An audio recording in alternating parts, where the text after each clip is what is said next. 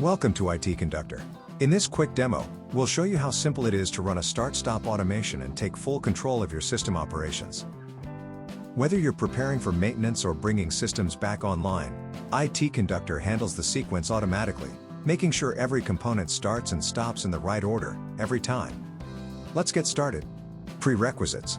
Before running your automation, we need to make sure that the following prerequisites are set up. First, the target system must be registered in IT-Conductor for monitoring. We have a playlist with several videos on how to onboard different environments for monitoring.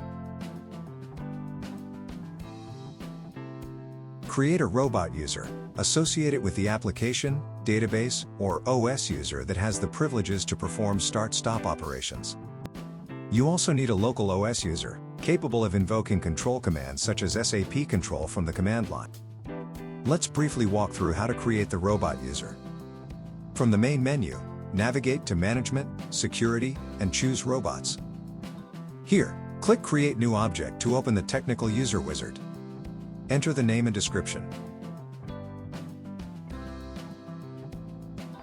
Here, organization and email are optional. Then, click on the plus button to save. You should now see your new robot user listed. After creating the robot user, the next step is to associate it with an account user. For example, the OS user account that does the actual start-stop work. In this demo, we'll use System 000.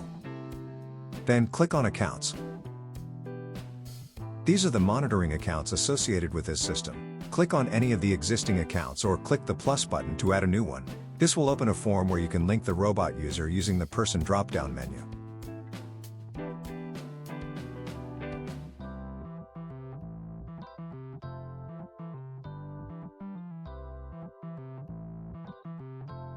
Click on Finish to save. Once completed, you'll see the new account appear in the list, confirming that your robot user is now properly associated. Now that your robot user exists and is associated properly, and the system is monitored, you're ready to begin the start-stop process. Run start-stop process definitions. IT-Conductor takes care of handling the orchestration behind the scenes and even builds a dashboard dedicated to everything you need during the process, including widgets for the latest and current running jobs, execution configs, availability of onboarded SAP systems, and wizards where, with the click of a few buttons, you can run your stop-start automation. Let's begin with the stop process.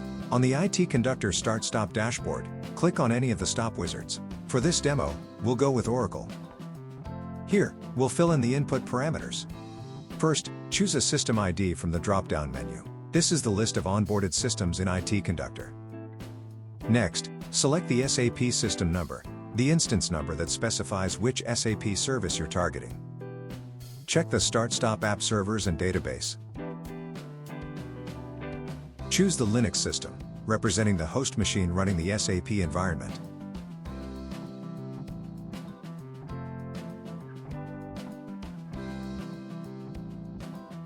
Type in the Oracle System ID, and finally select the Oracle Linux system, which refers to the server where that database is installed. Click on the plus icon to continue, and IT-Conductor will show the workflow with each process definition in the Create Process wizard. Click on Finish and go back to the main dashboard. Here, you'll see that a new job has been added to the list. Click on the title to go back to the workflow. To view the details for each process definition, click the icon next to the text and select View. For example, this is the program that stops the SAP system. The color of the boxes will tell the status of each process definition.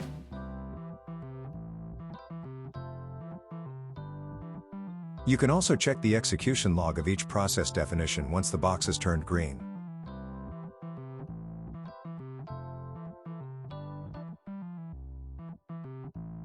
Check the dashboard to verify that the system and database are gradually shutting down.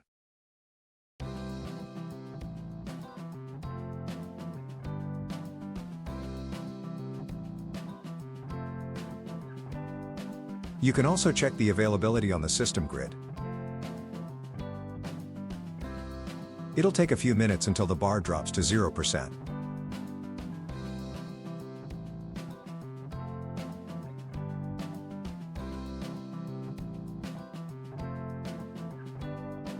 Keep refreshing the workflow until all the boxes have turned dark green. Check the execution log and check the job status on the dashboard.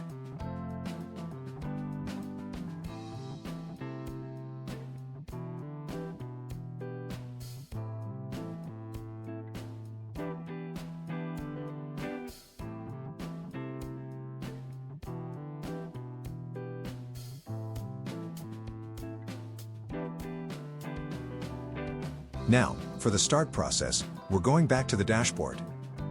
Then click on the Start SAP System and Oracle button, and input the system information in the wizard, just like in the stop process.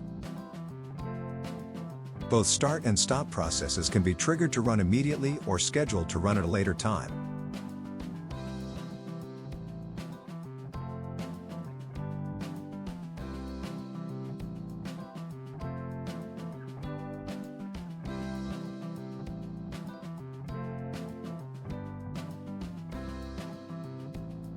Once the process is instantiated, the process starts the VM where the system is running.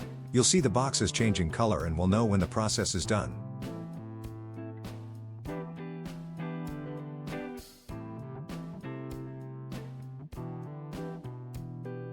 After the workflow boxes have turned green, go back to the dashboard and system grid to see the time that the system started back up.